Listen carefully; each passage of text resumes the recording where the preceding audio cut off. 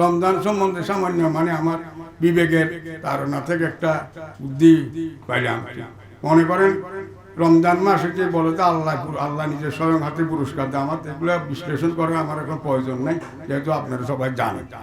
শুধু এইটুকু বলবো, যখন একটা গরিব মানুষকে জিজ্ঞাসা করে রমজান মাসে, 11 মাসের অন্য হিসাব, রমজান মাসের গুরুত্ব কথা, যখন একটা গরিবকে জিজ্ঞাসা করে তুমি কখন 11 মাসে যখন একটা গরিবকে জিজ্ঞাসা করে তুমি কখন খাও, ও বলে যে আমি যখন পাই তখন খাই। আর যখন পয়সাওয়ালারে জিজ্ঞাসা করে আপনি কখন খান, আমি যখন ইচ্ছা তখন খাই। বেশ কম আছে না? আমি যখন আমার মনে যখন চাই আমি তখন খাই, পয়সা লাগে। আর গরিবে কি বলতেছে, আমি যখন পাই আল্লাহ যখন মিলাই তখন খাই, মিলাইলে খাই। আর সে একটা মাস রমজান মাসে যখন গরিবের জিজ্ঞাসা করে তুমি কখন খাও, যখন মুয়াজ্জিন মাগরিবের আযান দিয়ে আল্লাহু আকবার বলে তখন আমি খাই। আর পয়সাওয়ালারও যখন জিজ্ঞাসা করে আপনি কখন খান, উনিও বলে যখন মাগরিবের আযান করে মুয়াজ্জিন যখন আল্লাহু আকবার বলছে আওয়াজ দেয় তখন আমি খাই। তো সারা দিনের কথা তো আর বলে না। রমজান মাসে একটা সময় গরিবও খায়, পয়সাওয়ালাও খায়। আর অন্য সময় ও বড় লোক বলতেছে আমি যখন ইচ্ছা তখন খাই, গরিব বলতেছে আল্লাহ যখন আমারে মিলে তখন খাই। আর রমজান মাসে বলে যখন মুয়াজ্জিন আযান দেয় তখন খাই, দুজনেই বলে। গরিবও বলে পয়সাওয়ালাও বলে। তখন তো বলে না যে আমি যখন ইচ্ছা তখন খাই, ও বলে না তো যখন মিলে তখন খাই। সেই জন্য দেখেন রমজান মাসের গুরুত্ব কত বড়, ফজিলতপূর্ণ একটা দেখলাম আর কি, চিন্তা করে দেখলে। আর এই যে মনে করেন যে কোনো জিনিস এটা আল্লাহ স্বয়ং দেখতেছে, দেখার নামাজও তো আল্লাহর জন্য, সব কিছু তো আল্লাহ। আল্লাহ এটা ওগুলা কেন দিচ্ছে না, বলতে রমজানের আমি দেবো, তাহলে নামাজ রোজা হজ এগুলো কেন, এগুলো কিন্তু এটা তো কেউ দেখতেছে না। আমি কি বাসার থেকে বাইরে হোটেলে কিছু খাইছি কিনে, কারো 12 আছেন তো একমাত্র আল্লাহ ছাড়া ধরার। এখন আমি যে আমার পরিবারে রেখে আসি, এই ফ্রিজ থেকে কিছু বাইর করে খাচ্ছে কিনা আমি দেখতে পারবো? কেউ দেখতে পারবে? হ্যাঁ, কাজের মেয়েটা যদি রোজাদার হতো সে, তাহলে কেন দেখতে পারতেছে না? সে কাকে ভয় করতেছে? স্বামীকে ভয় করতেছে না, কাজের লোকে মালিককে ভয় করতেছে না। মালিককে ভয় করলে তো এমনি খেয়ে ফেলতো। আল্লাহকে ভয় করি, খানা খাচ্ছে না তারা রোজাদার, তারা কাকে ভয় করতেছে? আল্লাহরে ভয় করি, কোনো কারো ব্যক্তিকে ভয় করি না, হলে খাওয়ার তো ব্যবস্থা আছে।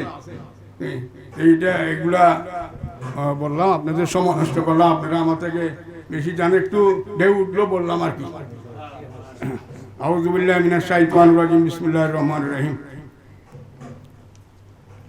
দরবারে জিলানী শরীফ, বিসমিল্লাহির রহমানির রহিম। দরবারে জিলানী শরীফ 7 মার্চ 2026 শনিবার, 17 রমজান 1447 হিজরি, পবিত্র সৌদায় বদর হযরত মা আয়েশা রাদিয়াল্লাহু আনহা স্মরণে ইফতার মাহফিল ও আজিমুসান ওয়াজ মিলাদ মাহফিল ও ফাতিহা শরীফ দরবার জিলানী শরীফে অনুষ্ঠিত হবে। পবিত্র খতম সমূহ, পবিত্র খতমে কোরআন শরীফ, পবিত্র খতমে দরুদে নারিয়া শরীফ, পবিত্র খতমে গাউসিয়া শরীফ এখানে আদায় হয়েছে। দোয়া প্রার্থীদের নাম: দিল আফরোজ, শারীরিক সুস্থতা, রোগ মুক্তি, হায়াত বৃদ্ধি, নেক মকসুদ পূরণের জন্য দোয়া। মোহাম্মদ আব্দুল মান্নান এর জন্য দোয়া।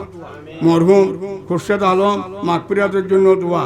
মরহুম কবির আহমদের মাগফিরাতের জন্য দোয়া। মঞ্জুয়ারা বেগম শারীরিক সুস্থতা, রোগ মুক্তি, নেক মকসুদ পূরণের জন্য দোয়া। দিল আফরোজের পরিবারের সকল সদস্যদের জন্য বিশেষভাবে দোয়া। মরহুমা সকিনা বেগমের মাগফিরাতের জন্য দোয়া। দরবারে জিলানী শরীফের শাহজাদা কাবির বিন জুনাইদ শারীরিক সুস্থতা, হায়াত বৃদ্ধি, জ্ঞান বৃদ্ধি, বদনজর হতে হেফাজত, লেখাপড়া কামিয়াবির জন্য দোয়া। দরবারে জিলানী শরীফের হুজুর কেবলা পরিবারের সদস্যবৃন্দ এবং মরহুমা আত্মীয় স্বজনের মাগফিরাতের জন্য দোয়া। দরবার জিলানী শরীফের সকল মরহুমা ভক্তগণের মাগফিরাতের জন্য দোয়া। দরবার জিলানী শরীফের দেশ ও দেশের বাইরের সকল ভক্ত আশিকান ও খেদমতদারদের জন্য বিশেষভাবে দোয়া। দরবার জিলানী শরীফের জায়গা হেফাজত, জায়গা বৃদ্ধি, শত্রু মুক্তি এবং আগামী সকল কার্যক্রম আজিমুসান কামিয়াবির জন্য বিশেষভাবে দোয়া। আর আমি গুনাহগার বান্দার জন্য দোয়া করবেন, আগামী বছর যেন আল্লাহ আপনাদেরকে নিয়ে এইভাবে নামাজ আদায় করতে পারে। বদর দিবসের অনুষ্ঠান এখানে আসি আসতে পারি, আপনারা যেন আসতে পারেন। বদর দিবস প্রত্যেক বছর দরবার জিলানী শরীফে এটা 17ই রমজান, ভক্তরাও জানে, সবাই জানে যে 17ই রমজান এখানে পালিত হয়, খতমাতি আদায় হয়, ইফতারের ব্যবস্থা করা হয়। দোয়া করবেন যেন আগামী বছর আমাদেরকে আল্লাহ যেন হয় এত ইবাদত দান করে, শারীরিকভাবে সবাইকে যেন সুস্থ রাখে। আপনাদের জন্য আমি দোয়া করি, আপনারাও দোয়া করবেন। আমি যেখানে যাই আপনাদের ভালোবাসা, আন্তরিকতা, মায়া, মমতা আদর করেন, আমার যত্ন করেন। কি আমার সাংসারিক আদালতের দরবারে হুজুরে কি যে জানে আমার, বিশ্বাস করবেন না, এক গাঠটি দিছে ওরা দেখছে তবুরু আমাকে বলে রাখছে আপনি আমার সাথে দেখা করে যাবেন। এইভাবে মায়া করে সবাই ইনশাল্লাহ। তো এই যে তো টাকসামিয়ার হুজুরের ওইখানে ইলেকশনে দাঁড়া ছিল, ওনার নামটা আমি ভুলে গেলাম এই মুহূর্তে। হ্যাঁ হ্যাঁ ওয়াহেদ মুরাদ। তো ওয়াহেদ মুরাদ হুজুর আমার খুব অত্যন্ত ভালোবাসে, ইয়ে করে তিনি মোটামুটি আল্লাহর মধ্যে যাক। আপনাদের ভালোবাসা, আন্তরিকতা, মহব্বত যেন আল্লাহ কবুল করে, আপনাদের আশা যাওয়ার জন্য কবুল। আপনাদের জন্য আমি দোয়া করি, আপনারাও দোয়া করবেন।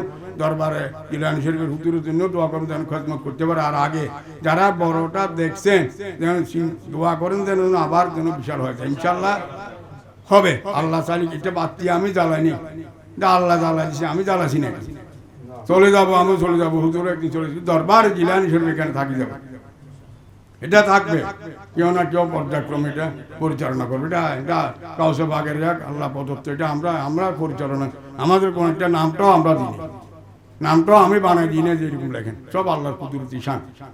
ইতিহাস বলতে গেলে অনেক অনেক অনেক খাজা গরিব নামাজের খাদেমেরা মানুষের দাওয়াত করিয়া আনে, আর আমার এখানে তখন এমনি চলে আসতো, এমনি চলে আসতো, তখন বাচ্চা ছিল, ওকে দেখা তিনি চলে আসতো। আজমি শরীফের খাদেমেরা ওই অন্যখানে দাওয়াত দিয়ে আনছে, ওইখান থেকে নালাপাড়া যাবো, দরবার জিলানী শরীফ যাবো, ওরা কেমনে জানে আল্লাহ জানে। যাই হোক, দোয়া করবেন সবাই সবার জন্য, আর দরবারের জন্য বিশেষভাবে দোয়া করবেন। এখন জমানা খুবই মুশকিল হয়ে গেছে, আপনি তো একটু আগে বললেন ইমান আমল নিয়ে চলা, তাই খুব কষ্টদায়ক হয়ে গেছে, ফেরকা বাড়ি গেছে। দোয়া করবেন সবাই সবার জন্য দোয়া করবেন, এই বলে আমি শেষ করছি। আসসালামু আলাইকুম ওয়া রাহমাতুল্লাহি ওয়া বারাকাতুহু।